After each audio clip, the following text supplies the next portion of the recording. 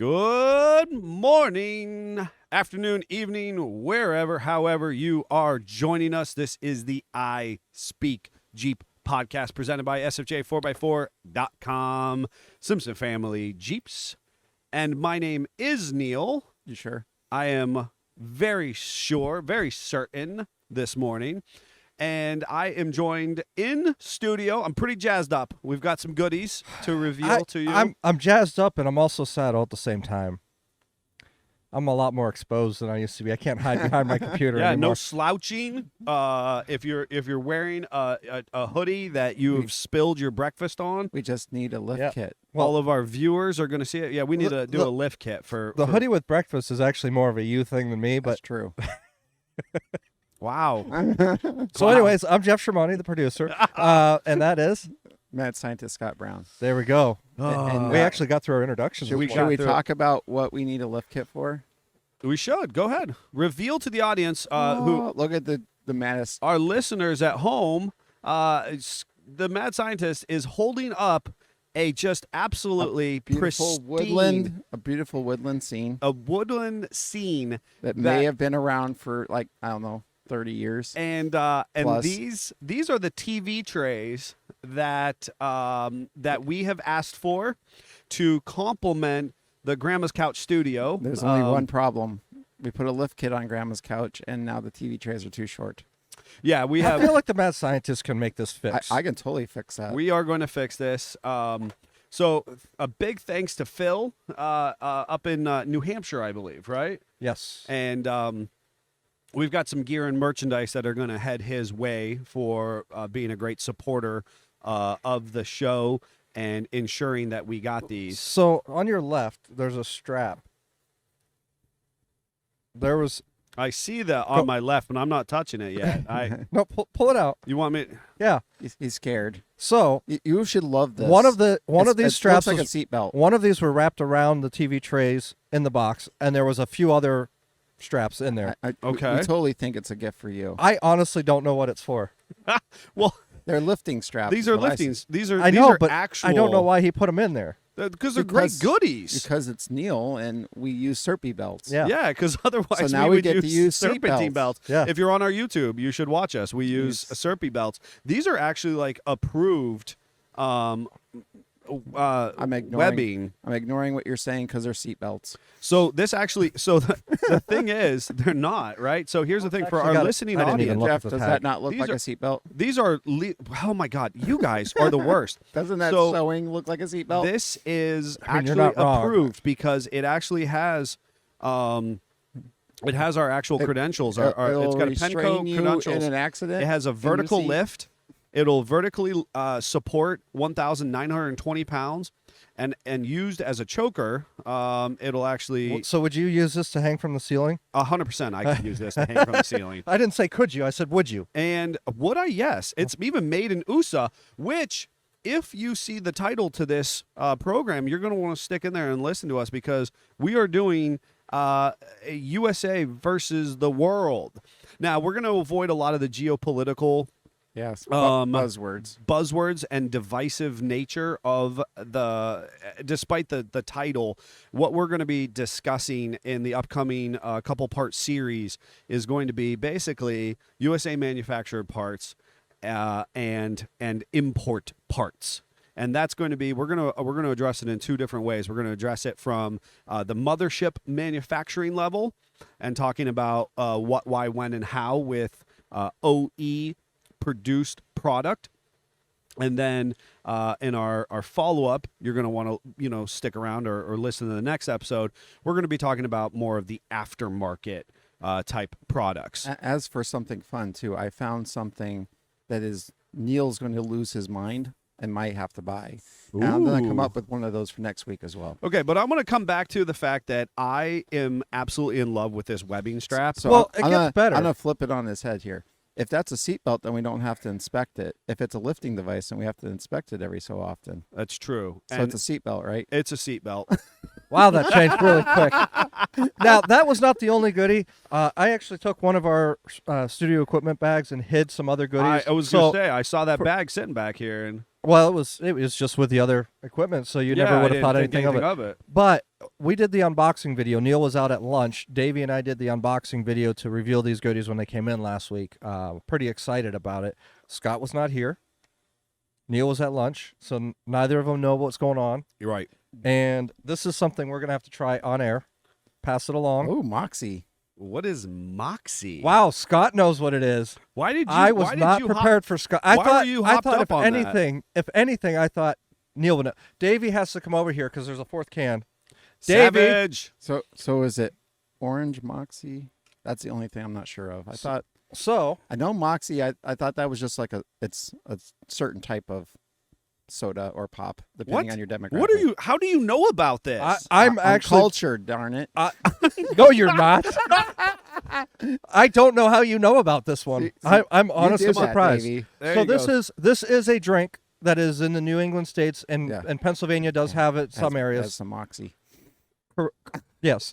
So I've got Moxie. Everybody. But you've never heard of it. The question is, what flavor of soda do you think it is? I'm thrown by the orange on the can. This is not what I thought it was. So I'm wondering, is there multiple types of Moxie? I'm thinking it's like a Coke or a Pepsi. I thought it was a Coke or a Pepsi. I think it's a Coke or a Pepsi. Okay. At this moment, so it's like Cherokee Red. Should I say? What I mean? Should I say what the research says it tastes like, or should we just taste it? No, we have to do an on-air taste test. And now, first of all, I just want to take. Go ahead. We can crack open and cheers each other. But as I do that, I'm going to do a quick toast to our listening and viewing audience. So Dan is actually saying best soda ever.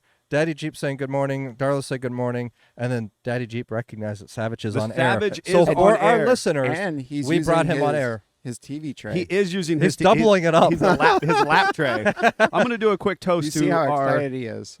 I know. This is like this is the excitement. This is the excitement couch over here. These guys' emotional spectrum is about the size of an inch.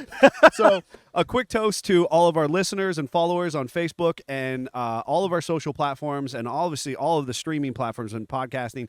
You are the people who make this business and our reach so impactful. We thank you for the gifts and all of the cool stuff that you introduce to us, and obviously to all the other listeners.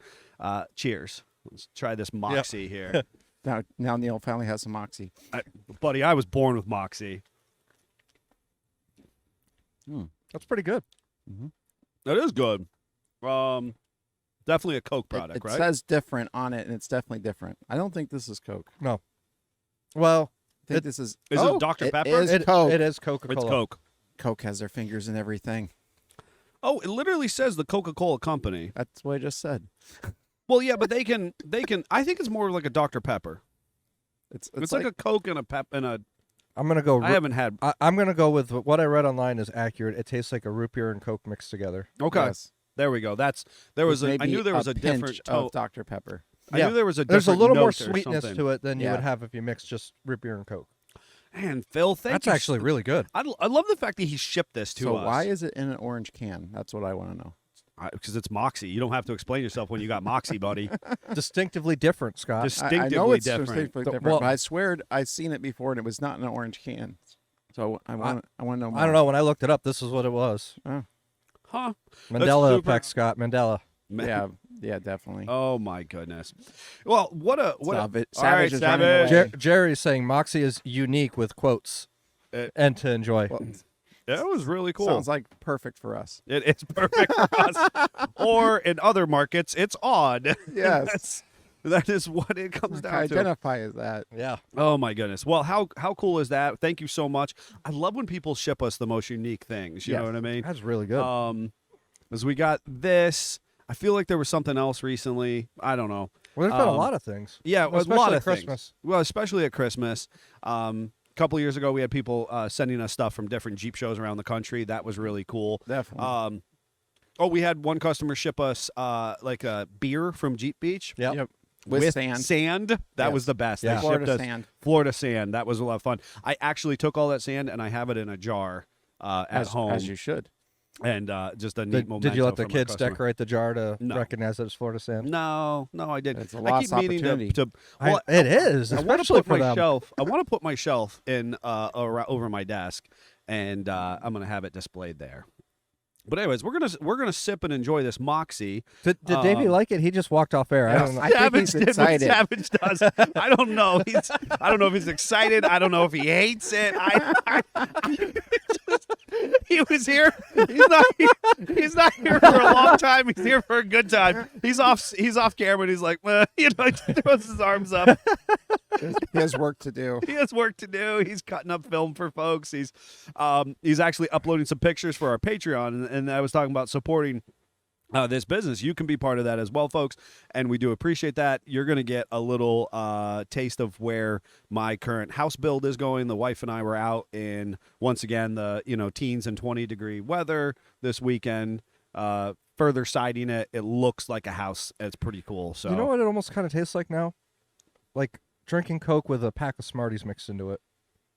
Why did you have do you that? have you ever done that? No. Who does that? Jeff, did you do Done that it, a but that's lot? what I'm mixing in my head. Those are the two What? flavors. Jeff, has anybody at home Travesty. mixed Coke and Smarties? That's No, I can think haven't of done other it. things you Apparently can mix Jeff it has with. done. I have Apparently not Jeff done has it. It's that. just that's what it would in my Lies. head mix. Oh, That no. was not what I thought you were going to say. You Lord mixed help the Coke. us. So we've got folks who got a new YouTube video coming out. So if you're listening to this and you're one of the first, the first few hundred downloads, you're going to know that that the YouTube video will be shortly following, because by the time this reaches your ear holes, YouTube should be coming out as well. And you'll be looking forward to that. Patreons, you're getting a sneak peek on the house build for my wife and I. Additionally, we have a special project that we're launching just for our Patreons to follow along with. You'll get a teaser of that in this upcoming YouTube video, so you'll want to see that as well. But we are going to be talking about the USA versus the world in manufacturing. Before then, is there any good updates from you guys? Obviously, you heard a little bit about mine, but we'll save that for our Patreons. You guys, anything turning the world on for you? No, Saturday I had a big meeting I had to go to in the morning. That's why I wasn't here. That went well, even though it was an hour drive away in a blizzard. Yep. But the Jeep got me there and back safely, so that was all good. And then Sunday I actually just a friend that lives out of the area, but I hung out with a lot younger days, called me up and says, "Hey, I'm around the corner. You available?" I was like, "Sure." So his kids played with my kids and caught up and showed him the car. And other than really hurting productivity, it was a good weekend. Now, I saw on your social kind of a cool, like a one-off piece being tooled out or something, I thought. Did you have somebody Yes. lathing something out? Yes. I thought that was kind of interesting. So that is, and I'm glad that you remind me of that. So we are on week 3.5, 4 of the travesties of trying to put a fuel system on my flathead. And to put this in perspective, I'm putting it from the fuel pump that's on the back of the motor in the center of the intake to the carburetors. That's not very far. That's not very That's far. not far at all. The gas tank is in. The line goes out of the tank into electric fuel pump, so I don't have to crank it for 5 hours to get fuel up to the to the pump. That line from that electric pump up to the mechanical pump is in and done. This is literally just connect the pump that's on the back of the motor to the two carburetors. He already had made me. Well, I just bought a standard off-the-shelf fuel block from him, which has 3/8 pipe input. Okay. And 1/4-inch pipe outputs. And It's important for our listeners at home, if this is one of your first time joining us, the flathead actually is a dual carburetor yes. setup, which if you don't know what that means, dual carburetors are cool in theory, Yes. but rarely work the way that they were ever designed It's gonna be to, fine. because most people don't if one do carburetor is a this. pain in the butt, you need at least two. You need at least two to make you Yes. double sad. Yes. And if that makes you, you're not quite satisfied, then you can do 3, 4, 8, and continue on. Yeah, it's a terrible idea. But that's what you've chosen to go with. So folks that know home, understanding that you're actually on almost a month of just trying to figure out how to plumb these two carburetators. So this is the pump. challenge.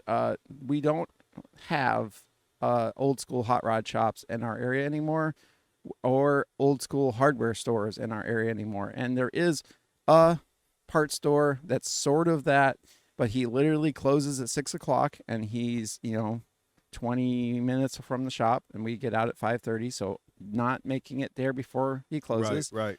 He has very short hours on the weekend, only on Saturday.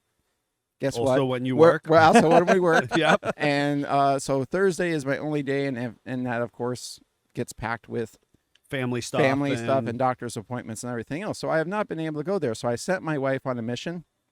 And this was fine because she is just about as much of a gearhead as I am, and I can explain things to her, and she understands what a fitting is and a fuel block and that kind of stuff. And she went in and empowered with my knowledge of what we needed to do, and stupidity of me probably, but I want it to be clean. I want it to be a fitting that goes into the block, converts it from pipe to a double flare. I want to run a little nicely made bent line. If you guys don't know, that's one of my things. I bend up really nice brake lines, really nice fuel lines. I want this to look deliberate, thought out, that goes from the pump to the block. And I can't go from a 1/4 inch, that's what the fuel line is on a 30s Ford, from the pump to 3/8 pipe. That does not exist without doing at least a adapter, but maybe even 2, which just makes it longer and more ugly, in my opinion.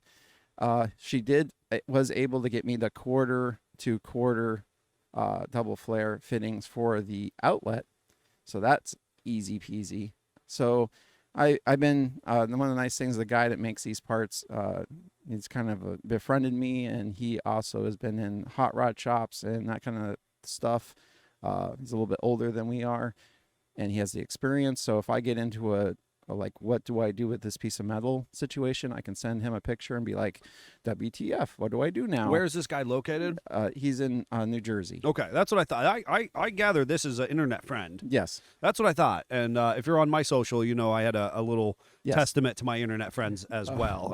All of our we listeners were cracking and up at followers. that one. Yes. Yeah, absolutely. Because he was like, I have a hot rod, and I was like, I have a hot rod. We're friends. Oh, did we just become best friends? Yeah, we did. That's literally what happened. So anyway, I've been whining to him about this, and he's like, I could literally just make you a one-off custom Scott fuel block that has 1/4 inlet, and then you can just use the 3/8 outlet. Well, no, just all 1/4.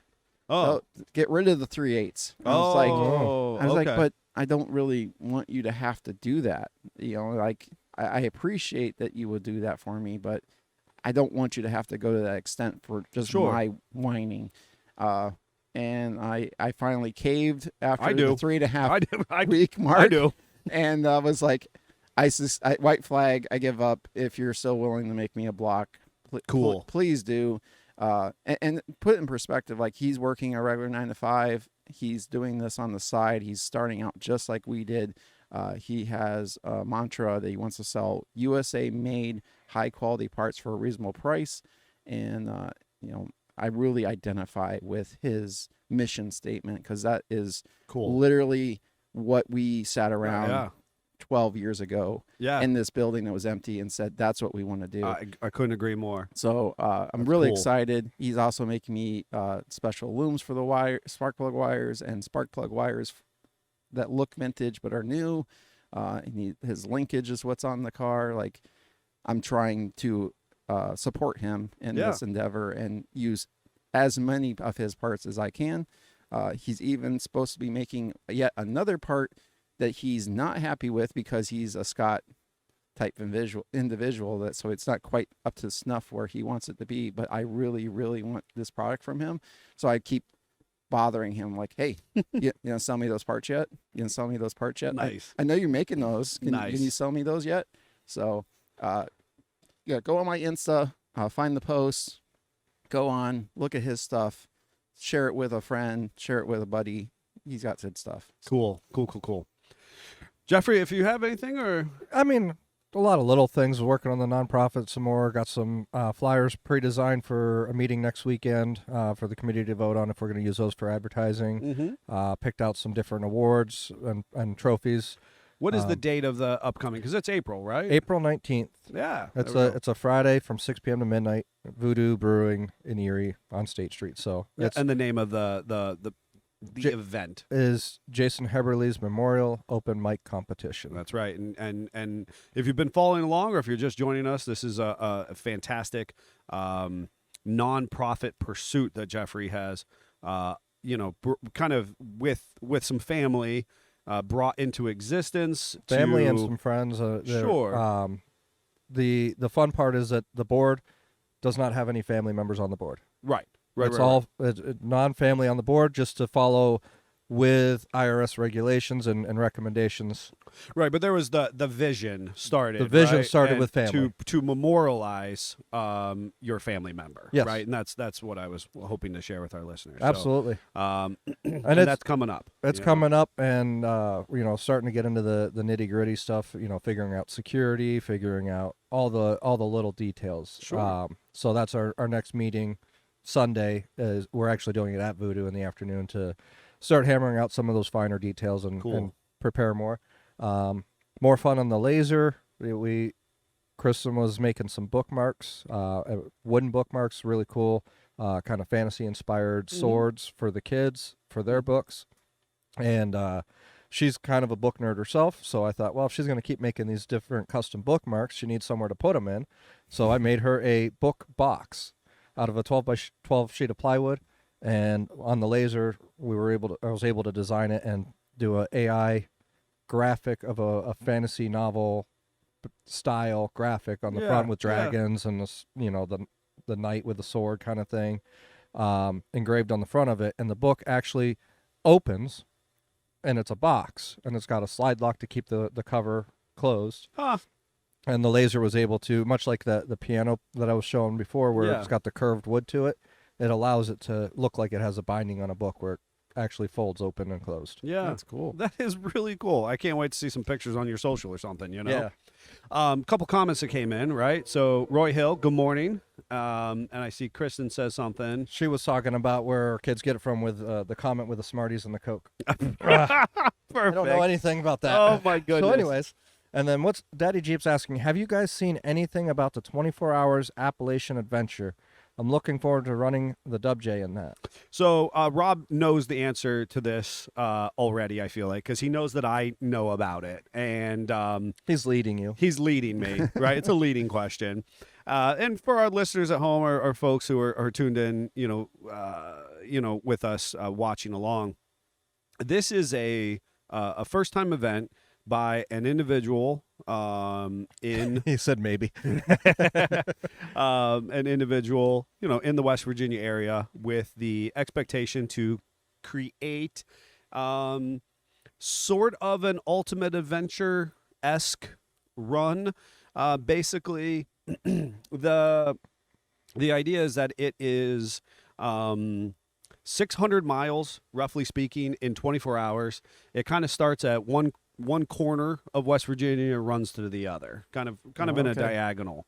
I got turned on to it because of Rob Morgan, honestly, and I started to fall down the rabbit hole. And if you don't know, just this is your fair warning. If you're going to follow me on Facebook, I'm going to know everything about you and your kids. I'm going to forget your birthday, but I'm going to know everything else, and that's just how it works with me. Okay, So this is realistically what happens. I then fall down the rabbit hole of the event organizers, and kind of understanding my own weights and measures of whether or not that I think that this is an event that has the foundational principles to continue to develop, grow, and become more, right?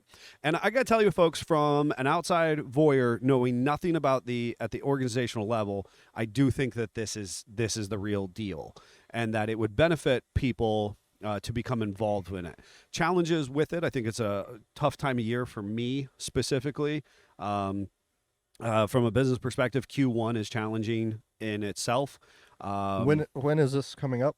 It should be the first weekend of February. It is the same weekend as 10 Mile for 2 Mile Starlight Ride, which if you're in our local geographic listening audience, which puts us at a 3 to 5 hour market radius, so that Toledo, Detroit to Buffalo to Pittsburgh, which is what we specifically encounter, the 10 Mile for 2 Mile Starlight Ride is a very cool, well-supported endeavor here, which I also am interested in potentially participating in. Rob is saying it is February 3rd and 4th. 3rd and 4th. And that is the 24 Hours Appalachia. I actually really was interested in doing that for my own personal, professional reasons. I don't know that I can take the time to do the entire run, but you know what else is February 3rd? What else is February 3rd? February 3rd is when we're having a project drop off. That's a really exciting upcoming build. Oh, yes, that's going to be one for the YouTubes. Absolutely. And the lives, the Facebook lives, right?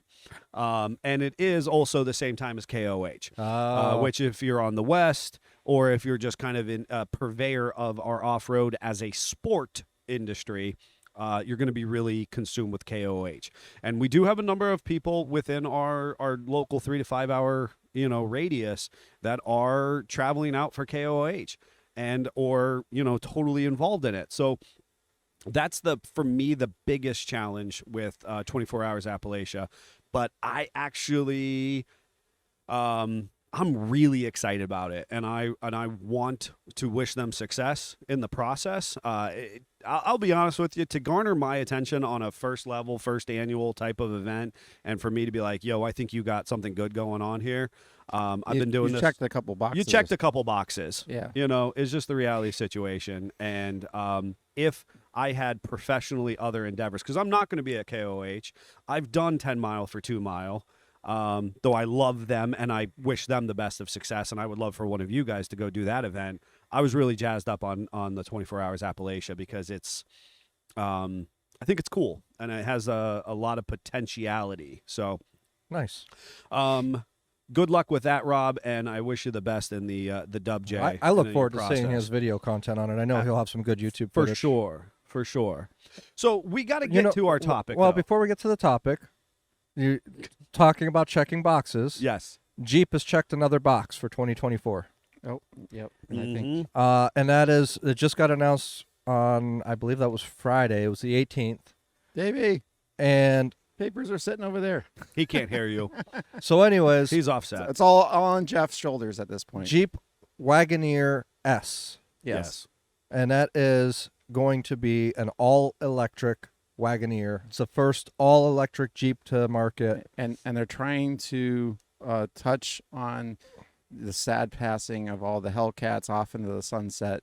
And so they're saying it is going to be 600 horsepower. Yeah. So to try to get your attention of don't mourn them too long. Right. Come over here. Come over here. Come over to the dark side, and we've got the electric. Look at this shiny thing. And not only the shiny thing, the concept of it, if it comes to fruition, is actually it looks really aggressive from the front, especially in the night view, because it's got the illuminated 7-slot grille. Mm-hmm. And that light kind of continues from headlight over to headlight, just illuminating a nice stripe across. It looks really cool. Oh, I'm sure it does.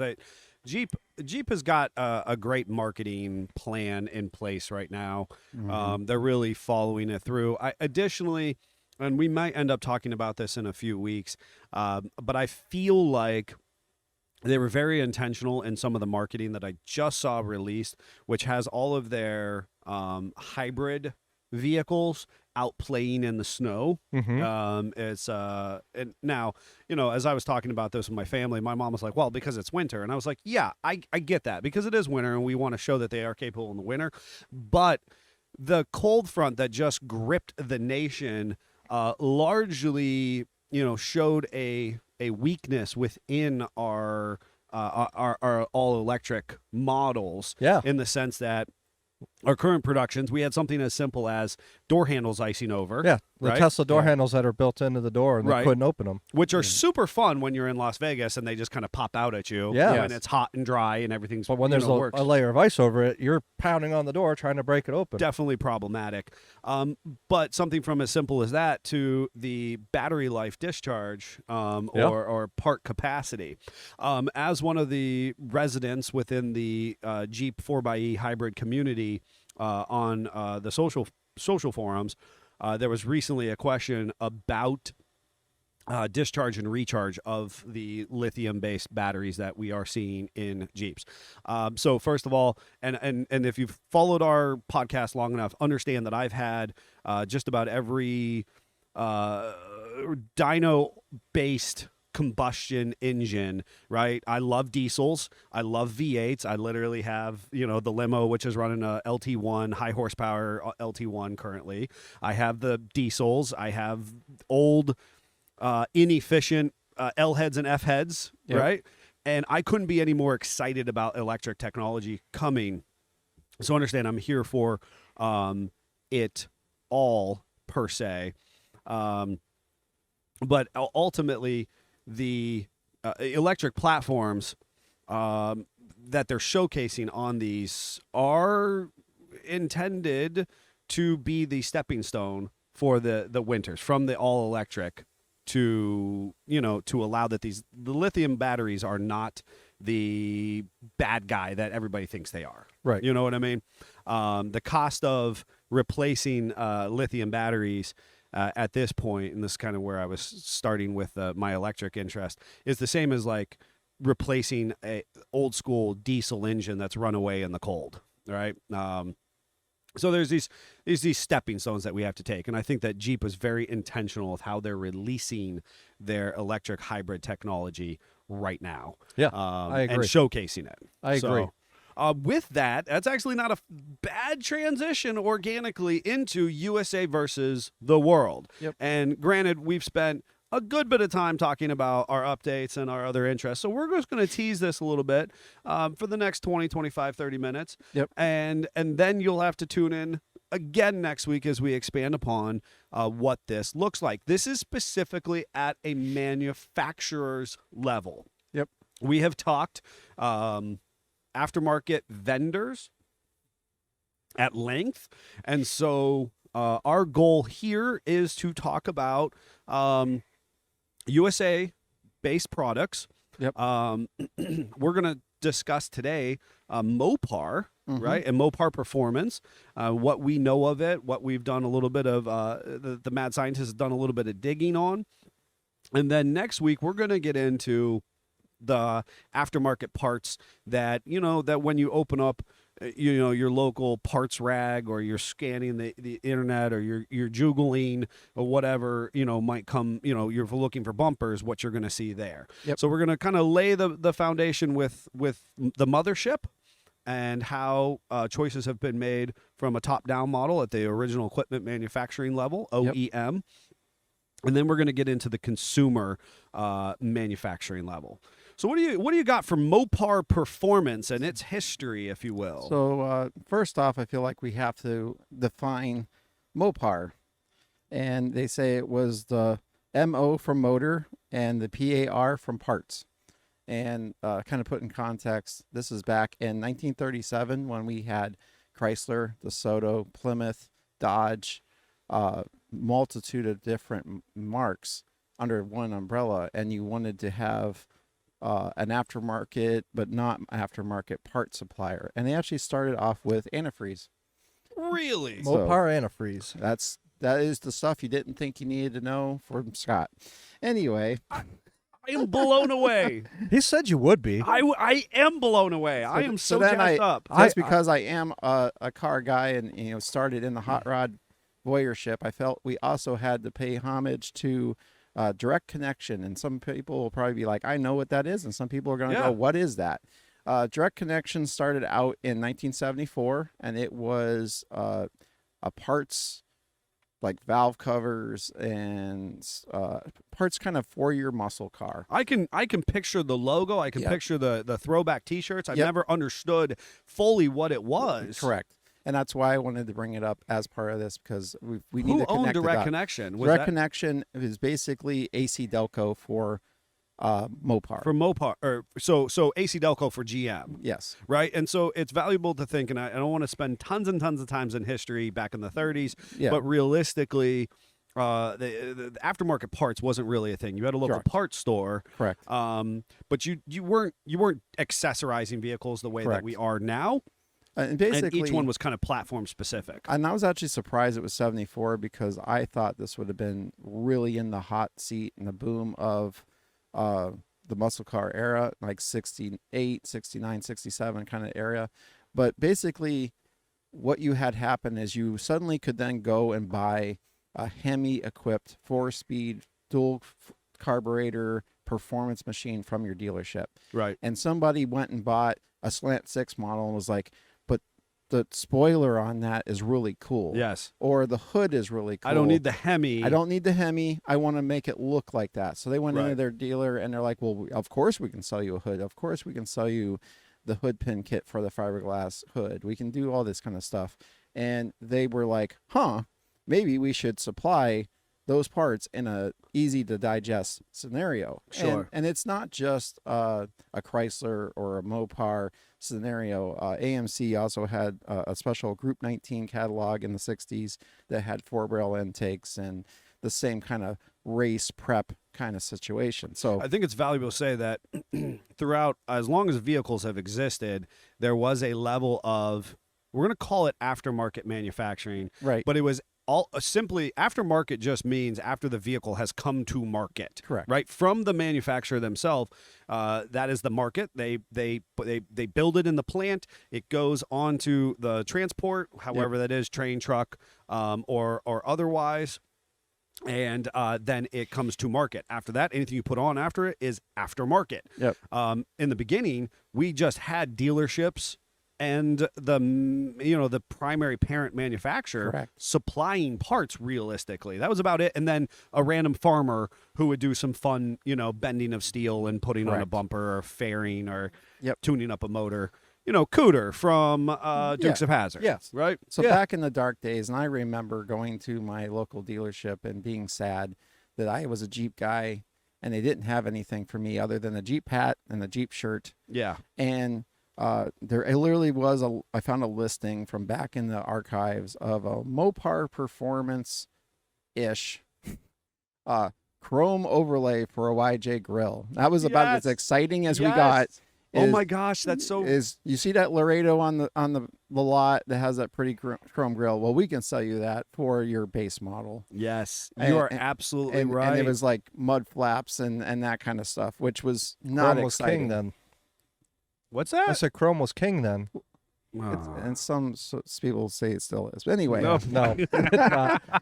So then I was hoping that maybe closer to the Rubicon, release, that it would have had some of that. But I think they were still kind of heads in the sand.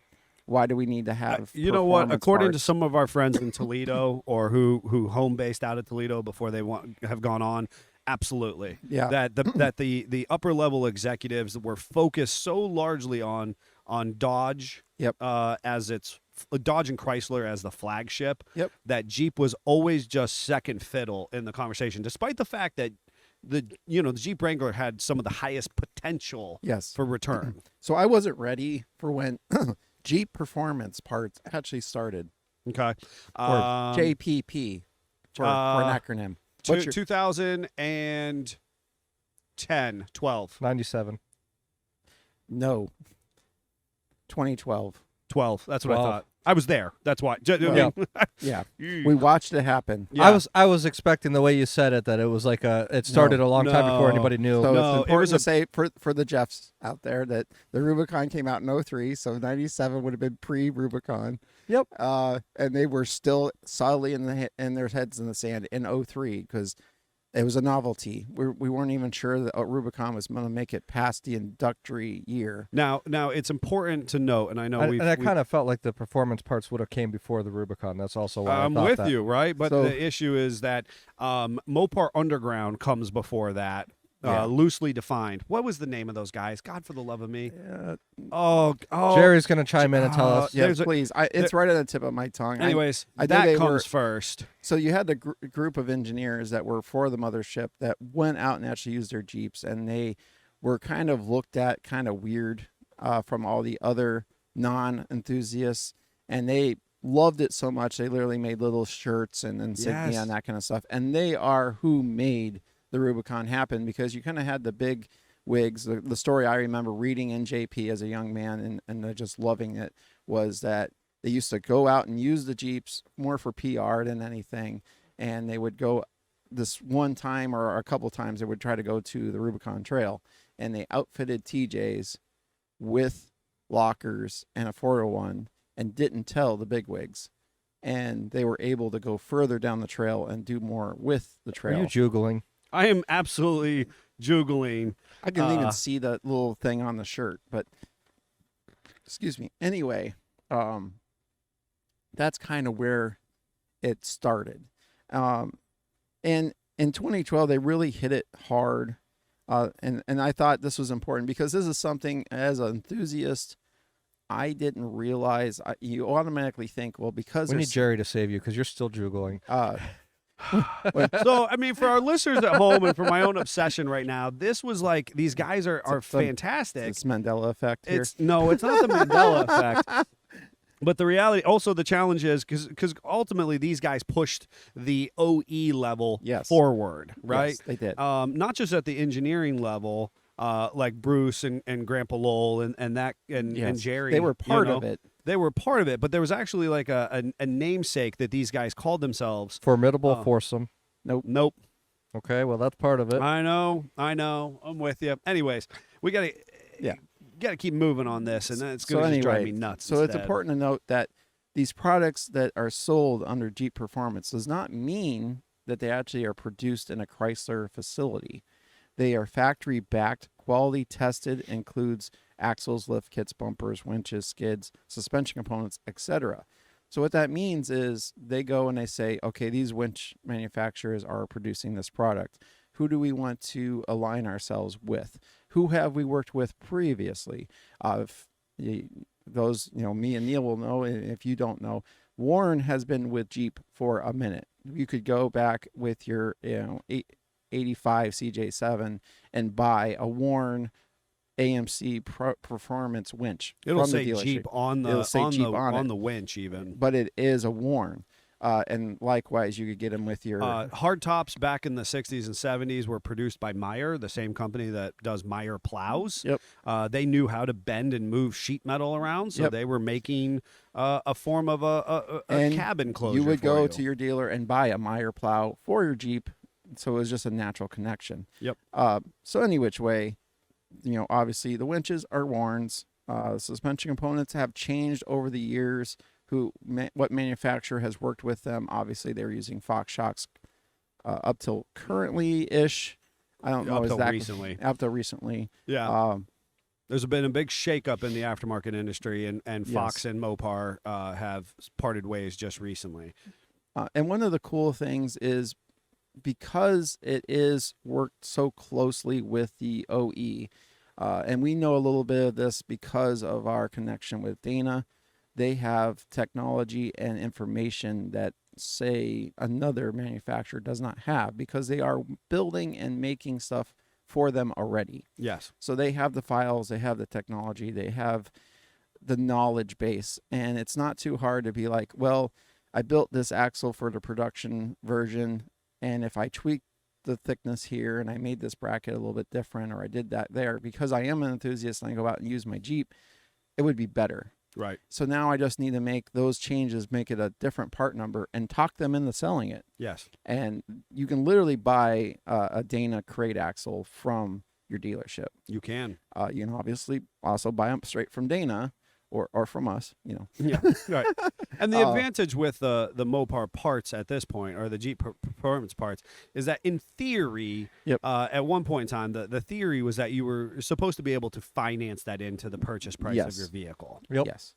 And you do get There's rumor mill online, and it's point by point basis, but I'll bring it up anyway. Is some people believe because it's a Mopar part number, you then can get through the warranty, kind of stage of, okay, well, I put that part on, but it's okay because you guys put your stamp of approval on it. Right.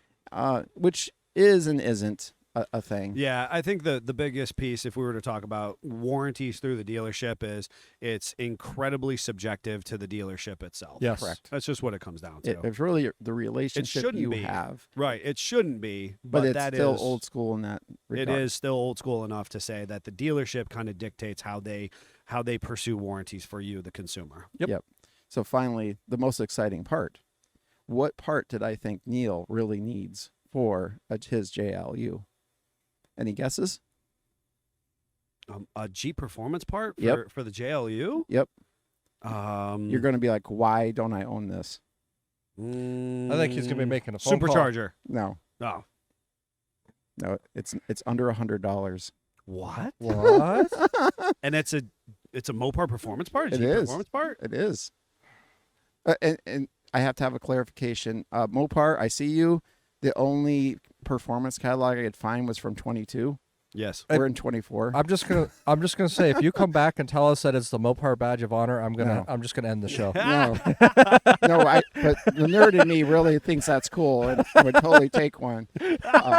That's right up there with the wooden box that the lift kit comes in. That's right. I don't even really want the lift kit. I just want the wooden box. Right. Why is that not a part number? I agree. Why is that not a part I number? just want to buy the crate. Right. They would probably sell a bunch of those crates. They would. Yeah. I know plenty of people that have installed the lift kits and then sold the crates. So That's anyway. right. Well, I don't know what part it got. Well, so he guessed. I What's gave up. your guess? Yeah, I just said it better not be the badge. That was my guess. That's so weak, Jeff. For under $100.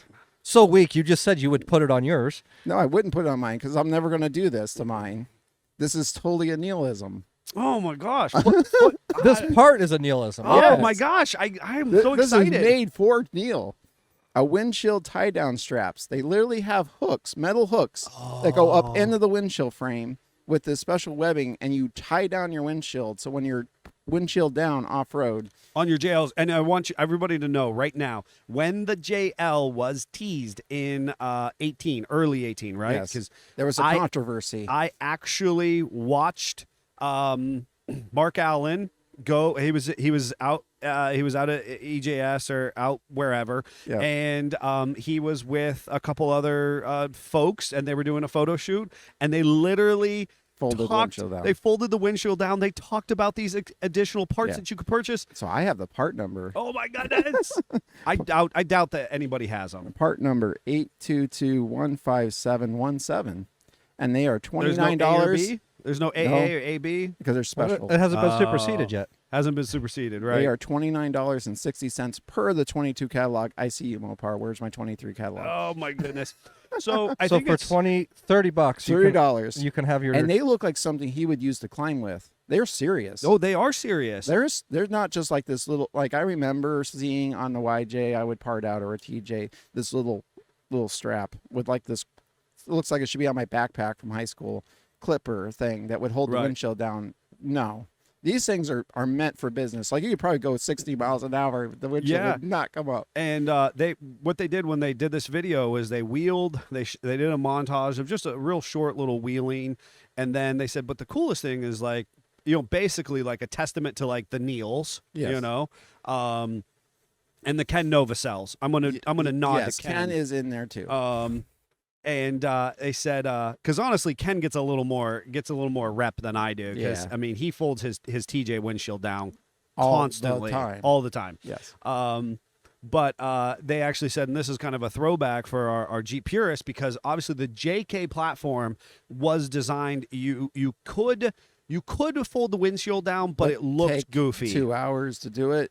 It took forever. It looked goofy. It wasn't actually fit. Yeah. It wasn't meant to be done. It's crazy easy to do on a JLJT. It's super crazy to do. And so they walk around the back and they pulled out a little toolkit, and they said this toolkit will also It will come with your standard little it's what you use to take your hard top off, or your doors off. But they had an extra little toolkit, and they said this will be available through the parts catalog as well. And then here's these extra, and the straps were a part of that, or next to it, or something. I remember. Yeah. It's so funny that you brought that up. It literally showed a picture, and I was like, that's a Neil-ism. Oh my gosh, yes. And I think it's valuable to note, folks, that we think of the manufacturers in this kind of a significant financial research development, that they're really polished and established. And maybe from the actual production vehicle standpoint, they do have to be, right? Millions of dollars in research and development, 100%. Millions of dollars in potential refinement at the factory and the installation and construction level. The guys doing it are just you and me. They're just enthusiasts. They're just enthusiasts, and you'll probably be surprised how many of them are. Maybe they aren't necessarily, say that the guy works at Jeep, but he's actually into drag racing as Challenger or something. Sure. But he's still an enthusiast. He still uses that car or that vehicle for something else than just driving to the grocery store. Right. They are, to a degree, motorheads as well. And so it's interesting that they saw an opportunity to start getting into the market, but because of the delicacy between them, what they actually make, so their spring rates and their control arm lengths and so on and so forth, the earliest Jeep Performance parts were actually manufactured by existing in the States manufacturers. Yep. And at that time, there were certain qualifications that you had to adhere to be recognized, and then Jeep would come in and they say, hey, we're going to buy a tractor trailer load of these parts. Yep. And you brand put them as such. Our name on them, our logo on them. And people don't realize that, and some of these are actually special editions. Will have these parts installed from the factory. Yes. And we've literally had customers come in that will have this upgraded part, and they're not aware of it. They just like the Jeep on the lot. They bought it, and then they go online and they say, okay, I need all these parts because these people told me so. And I more than once have been like, well, you see this part you bought and you want me to install, look at your tailgate. It already has that on there. It's actually a better part. See how it says Jeep on it and this one says a different name? That's literally the only difference. Right. And they're like, huh. And that's legit. We've had that in tailgate hinge upgrades. We had it in headlights. Yes. Well, a couple times. We've had it with lift kits because early on, JK lift kits were actually kind of small and kind of slowly. They did. They had Jeep, Chrysler, Mopar Performance kind of dipped their toes in. They utilized manufacturers. If you're unaware, AEV is right in the backyard of Jeep production. Yeah. So is America's Most Wanted 4x4. So they obviously, a lot of people know them for their tons and Hemi swaps. They're kind of all right in the backyard. There's a hotbed of manufacturing that is surrounding the plants themselves. Right. From Maumee, Ohio, Toledo to Detroit, where there's companies that are manufacturing parts for the OE, so the original equipment aftermarket, and also the shops then who operate outside the constrictions or restrictions of the motherships, right? And so that could be at Ford, or that could be at GM, or that could be at Jeep Chrysler. Those shops have a little more of carte blanche to experiment, to push the bounds a little bit. Yep. And then basically the best of those parts, they can now, at this point, since 2012, go to Jeep and be like, hey, we're playing golf and we're talking about stuff. And, hey, I just came out with this really cool accessory, and I think you guys would like it. And they go in and they analyze and they look at the metrics, and they put their stamp of approval on it, and now they can then sell it as a performance part. And that's why we have the tailgate hinge upgrade that looks like a different one, and you can buy the Dana axles after you market, but through Jeep. And there's little differences, like the diff covers are a little different. And, there are. They're in special marketing things. So if you're a nerd like me that likes to have a theme with a vehicle, you can go crazy The only restriction is your checkbook to outfit your vehicle. Yeah, and that's obviously was their goal. Was they saw other aftermarket manufacturers getting some of that market share, and Jeep said, "Hey, you know what? Our customer base is already going to do this. Yes. Maybe we can provide them the same caliber that they come to expect from the rest of the vehicle. Yep. But that they can actually roll that right into the financing package of their initial purchase price of the vehicle. Now, well, that's where the Recon Jeeps came from. It's 100% where the Extreme Recons, any of the High Tide packages, any of those cool packages that they've offered are exactly that. They're going, hey, you might not be inclined to go work with SFJ 4x4 because you live, somewhere in some, familiar, Timbuktu that you're not aware of them.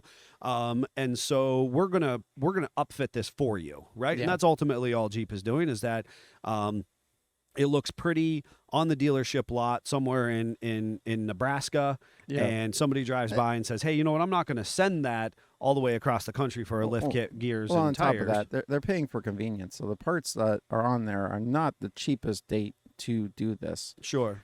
You are paying for the Jeep badge. You are paying for the research and the confidence that you believe. Correct. You can get it through other places, hint, cheaper. Yes. And people like me, I like to have the look and the functionality of that, but be able to save money on it.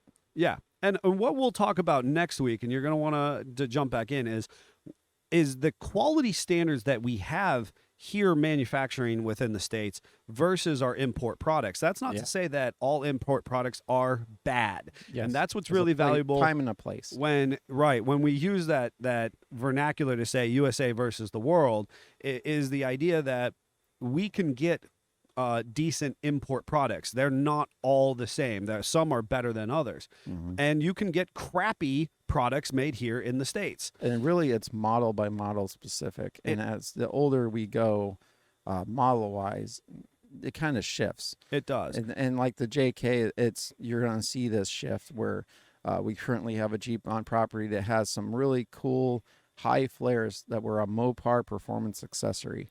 And you sort of can't find them now. They're kind of phased out. They sort of are, sort of not. The other thing that's important to note is you don't always get what you pay for, and that's kind of the. Or you, in case in point, in that accessory that customer bought twice, you don't know what you're buying or not buying. Correct. There's that, and then there are some products that you believe are U.S. made that are now import. Yes, and and that can also change in the time it's sold. And you're paying for the U.S. price, but you're getting an import product. Yeah. And we're going to unpack all of that for you next week. It will be a doozy. You're not going to want to miss it by any stretch of the imagination. And what am I going to pick for Neil next week? I love it. Something good. Thank you so much to Phil for his generous. Giving us all the moxie. Giving us all the moxie to start the week. Our awesome TV trays. My approved seatbelt lifting strap. That's right. And all of our other listeners and followers who have done such a fantastic job of supporting this business. Check out our Patreon page for updates on the special project that we're going to be doing here through the summer. Obviously, the house build, some other goodies there. And obviously, we've got a new YouTube video coming landing this Friday. So, make sure you're on the lookout for that. Share it with your friends and family. Get those subscriptions up, and make sure you're passing the good message of SFJ 4x4. We sincerely appreciate it. Until next time, Jeep on. Jeep on. Jeep on.